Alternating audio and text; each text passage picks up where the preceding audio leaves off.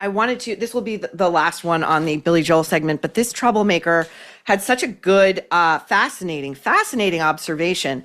I watched the whole Club Random interview with Billy Joel, which we took apart on, I think, our last episode or the one before that. A few notes. First, the setting. You guys don't miss a trick. I love these emails.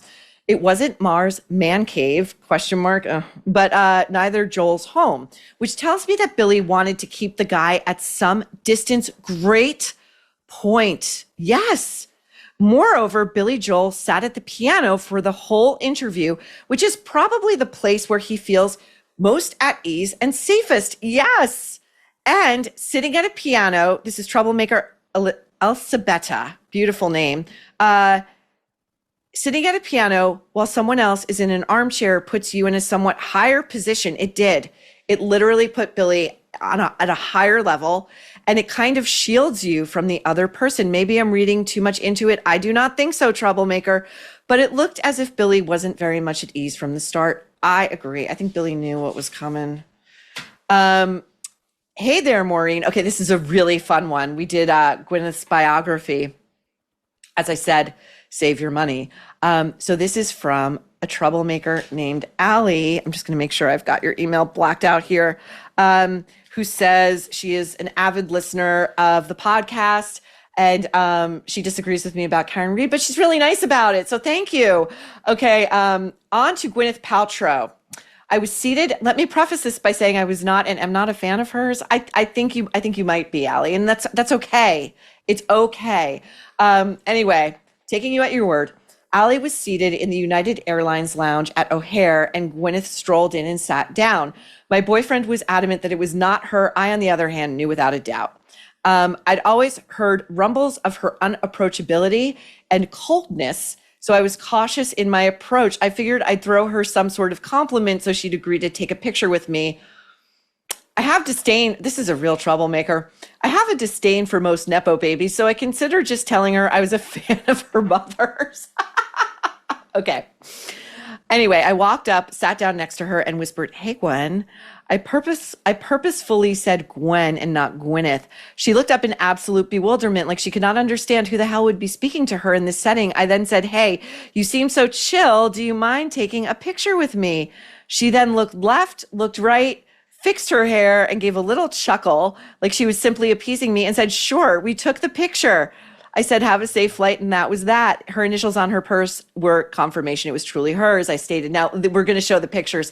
They're really cute. It's a sneak attack of a post of a picture rather of Gwyneth taken from afar, working on her laptop and minding her own business at the United Airlines lounge at O'Hare. And then second one you'll see on the screen is a really cute selfie. It's really sweet, and I gotta say, again, Gwyneth is growing on us over here at the Nerve. Maureen, thinking about, again, to Gwyneth's impolitic, I would say, divulgence to the late makeup artist Kevin Aquan, that Ben Affleck was a fan of teabagging and she loved it when he did it to her.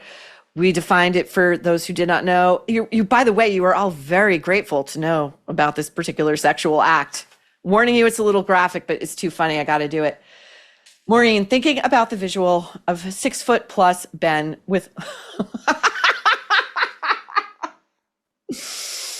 with legs spread and testicles swaying back and forth on Paltrow's forehead.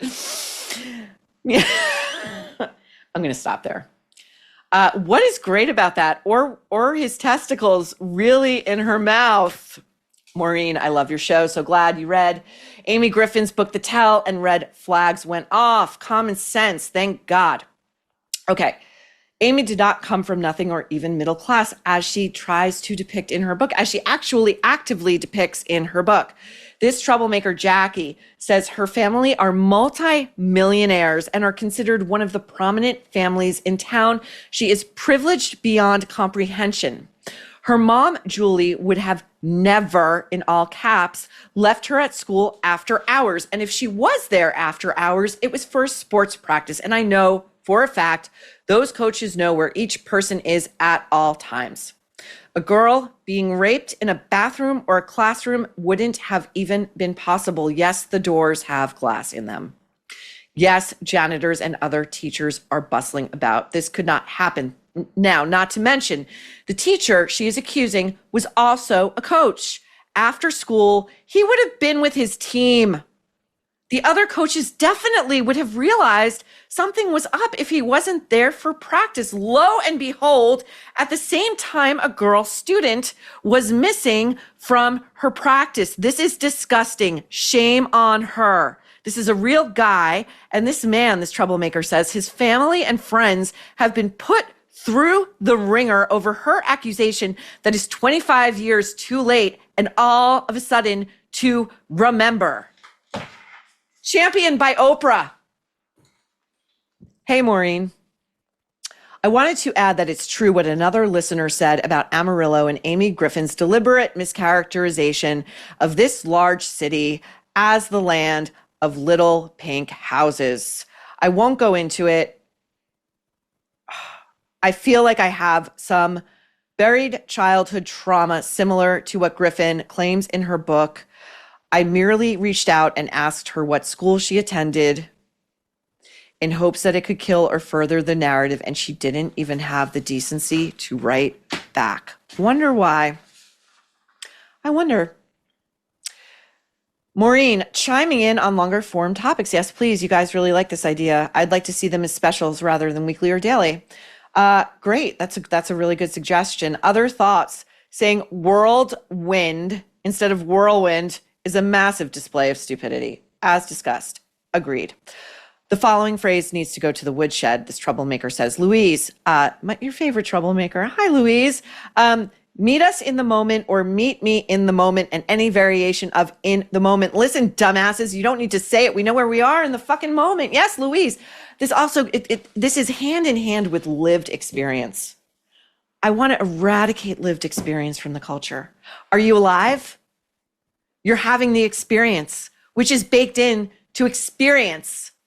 You're experiencing something, lived experience. All these people trying to sound smart, and boy, are we going to get to it in the next segment of the show. Good morning, Maureen. Oh, by the way, this is another one regarding the tell. Here are a few things that jumped out to me as really odd. When Amy Griffin, talked about the time she was doing yoga, and her husband started to tie her up. Okay. So after 15 years of marriage, and this is the first time her husband approached the idea of a bondage interlude, she should freak out. Yeah. Also, this troublemaker named Jennifer from Ohio says, I dare her to name the dentist who purposefully held her down in the chair when she was in pain during a procedure. Wouldn't that not be a public service if there's a sadistic dentist out there?